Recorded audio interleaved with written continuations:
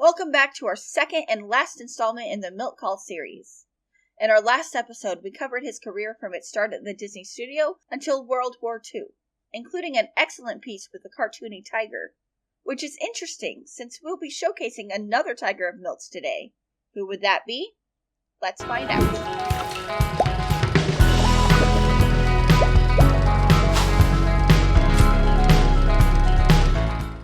We last left Milt as he finished a bunch of war films, struggling with the bland nature of the characters. When the war was over, Disney Studios was on thin ice. You see, after the war, I think the studio only had enough money to meet the payroll for 6 weeks. It was a very marginal thing. And I believe it was about that time when we all took a voluntary cut in our salaries. And that went on for about a year or two, until they got back on their feet again. What got them back on their feet was a return to the animated features beginning in 1949 with Cinderella.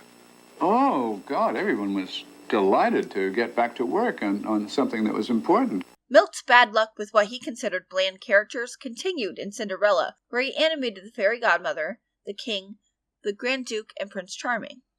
Oh, this is love. Milt Khal, who was the top draftsman at the studio, was always stuck with the princes. Very difficult to do these straight masculine characters without making them look silly. Milt Khal also had scenes with the Duke and the King. It's high time he married and settled down.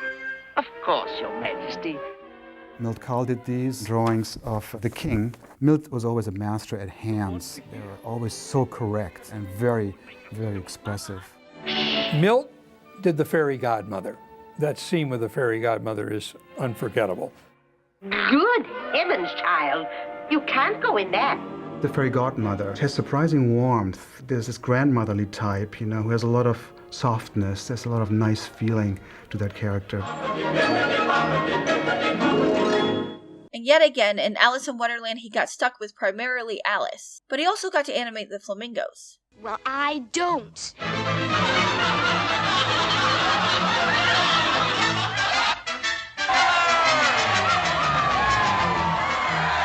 The dodo. I see! You'll never get dry that way. Get dry? Have to run with the others. First rule of a caucus race, And one scene with Alice in the caterpillar. Well, don't you think you ought to tell me who you are first? Why? Oh, dear. Everything is so confusing. It is not. Well, it is to me. You can do anything you want with animals, because we're doing animals doing things that animals don't do. People aren't used to watching animals doing this, and so they're not critical.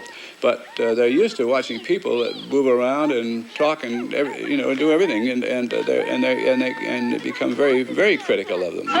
Indeed.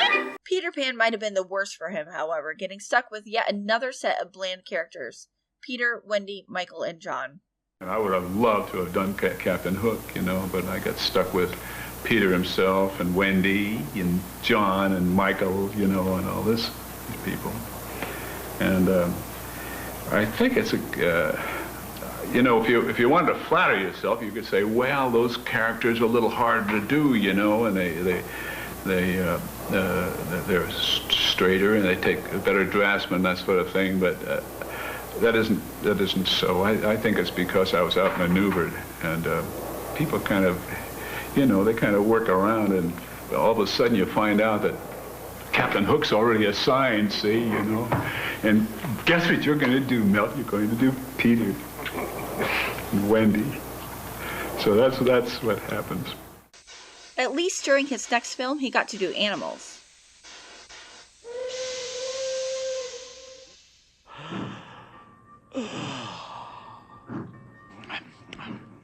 During Lady and the Tramp, he animated Tramp, Lady, Trusty, and the Beaver. Now let me see here. 6'6" and 7/16 inches. Pardon me, friend. I wonder if you'd do us a little... Busy, Sonny, busy. Can't stop the gossip now.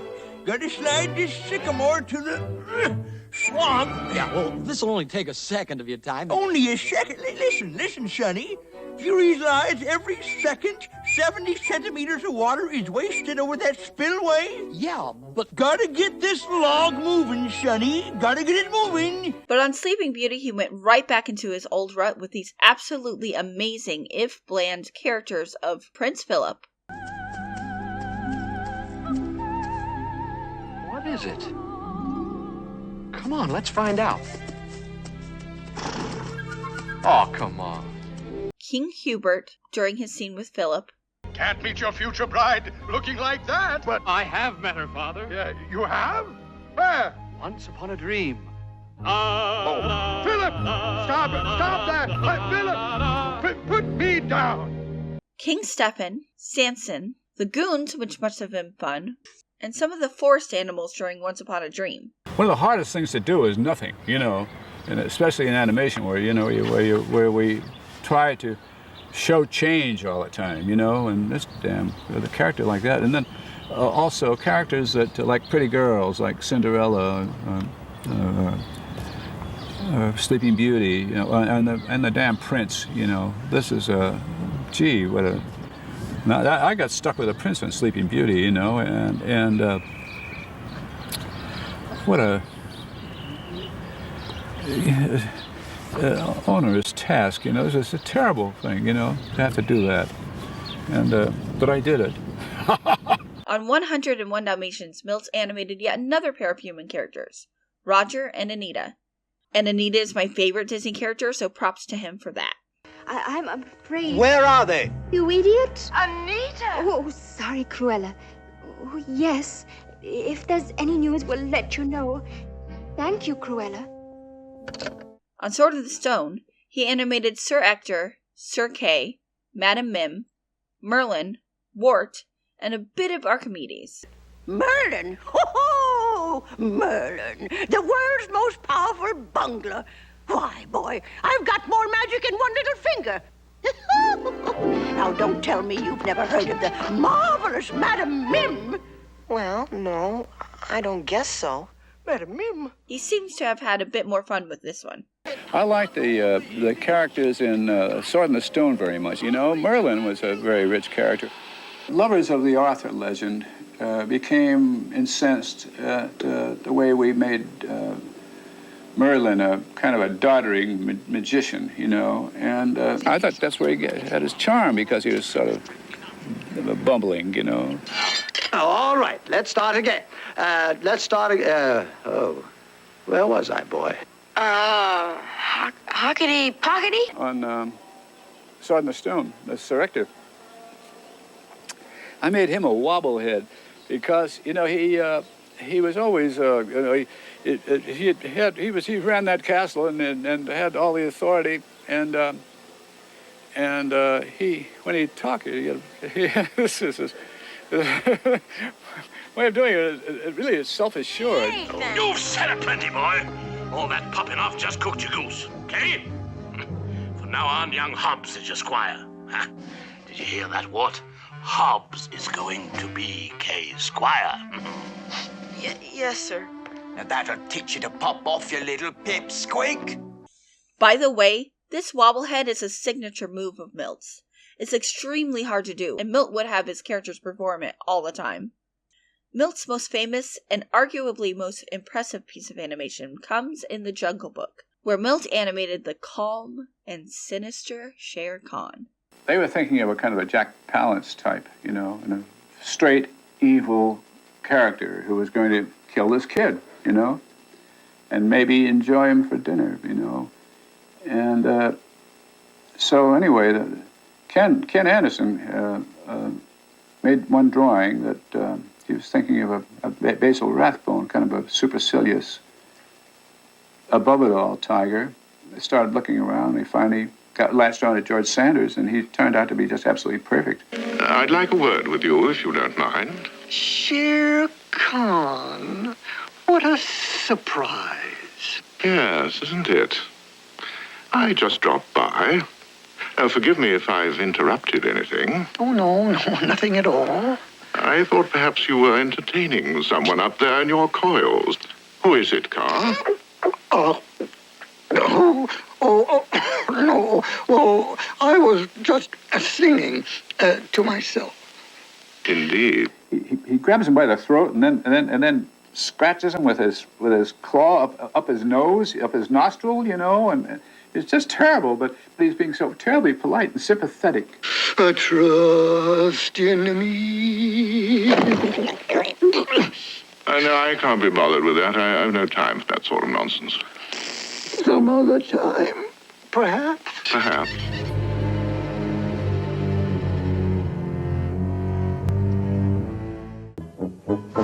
Milt Khal is all over this movie in every possible way, and he is really the animator's animator. His draftsmanship is brilliant.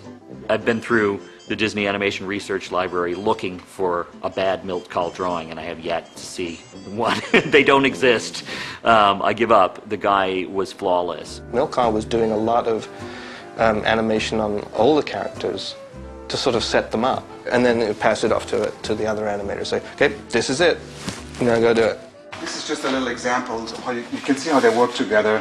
This is from a scene by Frank Thomas, and then it's pretty loose. Not all the details are worked out. So Frank asked Milt to help him out with it, and when you line them up, you can see how sensitively Milt really helped him with that upshot. And the anatomy overall made him a little wider. But I love doing this because you can see the teamwork in something like this. I'm talking about like a big bear. On the Aristocrats, Milt was back to animating mostly human characters, with Edgar, Georges Harcourt, Madame Adelaide Bounthamill, Duchess, and O'Malley the Alley Cat. Duchess. Beautiful. Love it. And those eyes. Ooh. Why, your eyes are like sapphires sparkling so bright. They make the morning radiant and light. How romantic. On Robin Hood, a movie with only animal characters, Milt animated Robin Hood, Maid Marian, Little John, Ellen A. Dale, and the Sheriff of Nottingham. Take the Sheriff of Nottingham in Robin Hood.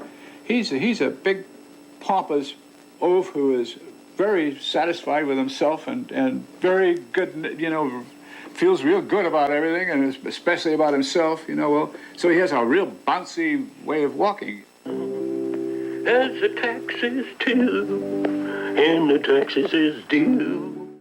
On The Rescuers, Milt was the sole animator on Madame Medusa, yet another chilling villain voiced by the one and only Geraldine Page. Happy luck, Medusa.